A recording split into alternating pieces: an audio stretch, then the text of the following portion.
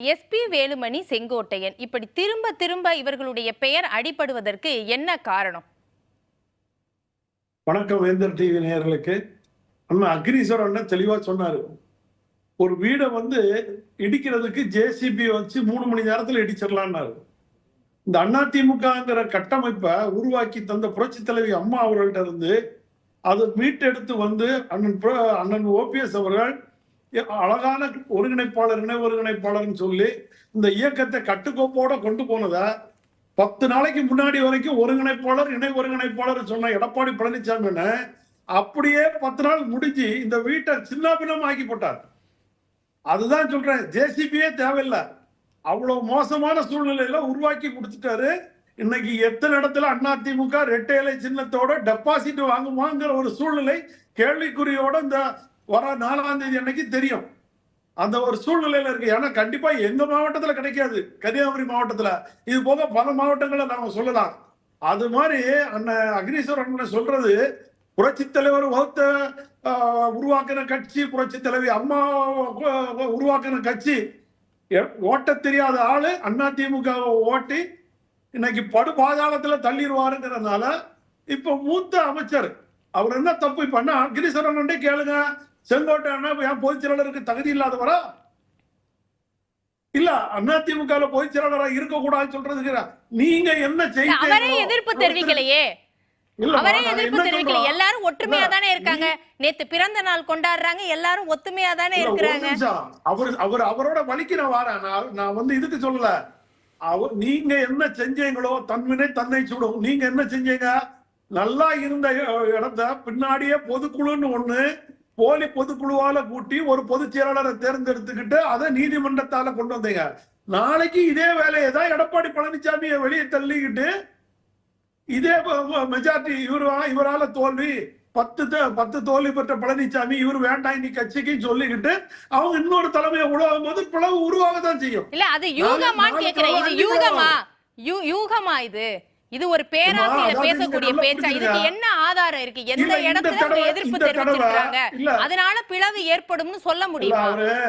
அவரு அண்ணன் சட்டத்துறை அமைச்சர் ரகுபதி அண்ணன் அவர் பிளவாகும் சொன்னது அவருடைய கருத்தோ இல்ல அவருடைய எண்ணமோ இல்ல இது.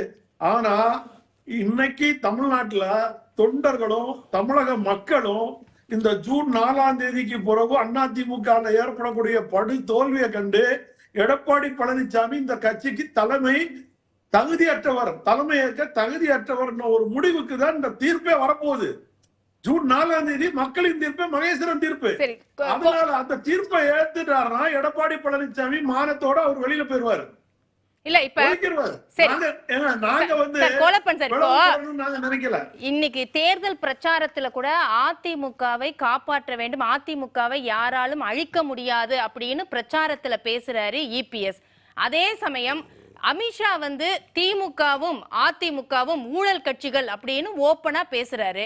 அதையும் கேட்டுக்கிட்டு பாஜக கூட்டணியில வேட்பாளராக சுயேட்சை சின்னத்துல இருந்தாலும் கூட்டணியில இருந்து இன்னைக்கு போட்டியிடுறார் ஓபிஎஸ். இது எப்படி ஏற்றுக்கொள்ளப்படக்கூடியதா இருக்கும்? என்ன செய்ய முடியும்? புரட்சி தலைவர் எம்ஜிஆர் அவர்களை திமுக தூக்கி போட்ட உடனே புரட்சி தலைவர் எம்ஜிஆர் அன்னைக்கு நாடாளுமன்றத்தை எதிர்கொண்டு தேட்டுக்கல்ல நின்னது இரட்டை இலை சின்னம்ங்கிற சுயேட்சை சின்னம். உதயசூரியன் சின்னத்துக்காக உழைச்சாரு. தான் படத்துல கருப்பு ஜோப்பு போட்டு படத்துல நடிச்சாரு. ஊழல் கட்சிகள்னு சொல்றாங்களே, அதிமுகவும் ஊழல் கட்சின்னு சொல்லும் போது கேட்டுக்கிட்டு இருக்கிறத ஒரு சாதாரண அதிமுக தொண்டன் பேசாம இருப்பானா?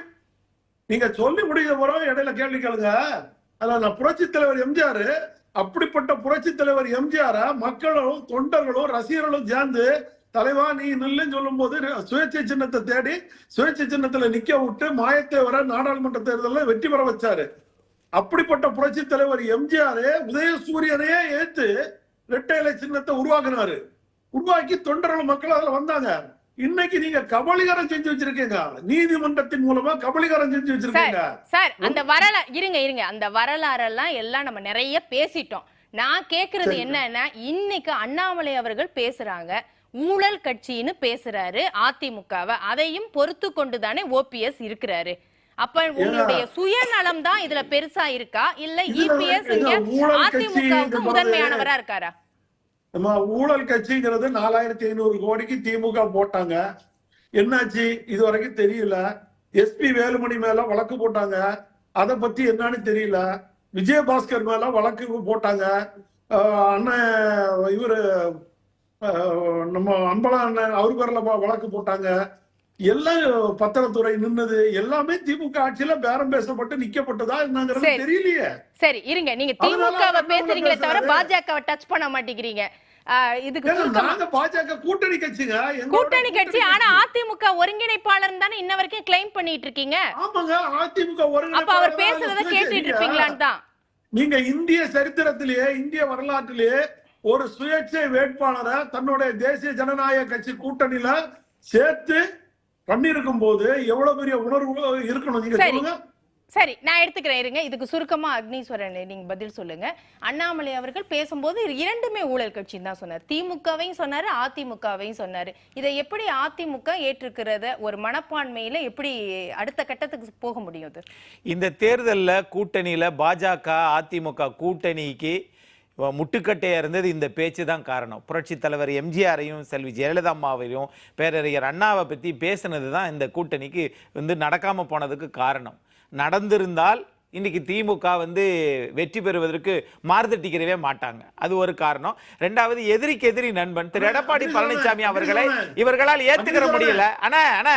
இருங்க, திரு எடப்பாடி பழனிசாமி அவர்களை இவர்களால் எதிர்கொள்ள முடியவில்லை. இன்னைக்கு பாஜக கூட்டணியிலிருந்து வெளியில வந்துட்டாரு. இப்ப பாஜகவும் அதிமுகவும் எதிரி தானே. அதனால பாஜக பின்னாடி ஒளிஞ்சு நின்று அதிமுகவை அழிப்பதற்கு இவர்கள் அவங்க ஒன்று சேர்ந்திருக்காங்க. சரி, நான் எடுத்துக்கிறேன். ஒரே நிமிஷம் அக்னீஸ்வரன் சொல்லுங்க. அதாவது நீங்க சொன்ன மாதிரி எம்ஜிஆர், புரட்சி தலைவர் எம்ஜிஆரையும் அம்மாவையும் அண்ணாமலை பேசினாரு சொல்லும் போது எடப்பாடி பழனிசாமி மோடிக்கு மாலை போட்டாரு. நாளைக்கு மோடியோட பாரத பிரதமர் அவர் தான் வரப்போறாருன்னு சொல்லி அறிக்கை கொடுத்தாரு. அப்ப அது எங்க போச்சு? அப்ப உணர்வு இல்லையா உங்களுக்கு? சரி, அப்ப அம்மாவோட பேசுறாங்க. கட்சியை விட்டு புரட்சி தலைவர் எம்ஜிஆர் வெளியே தூக்கி போட்ட போது எம்ஜிஆர் ஹைகோர்ட்ல போய் கேஸ் போட்டாரா? இரண்டு பேருமே வரேன், கோலப்பன் வரேன், நானே வேண்டான்னு வந்தாரு என் தலைவர். வரேன். இப்ப அதிமுக தோக்கணும்னு நீங்க சொல்றீங்க. கோலப்பன் வரேன்.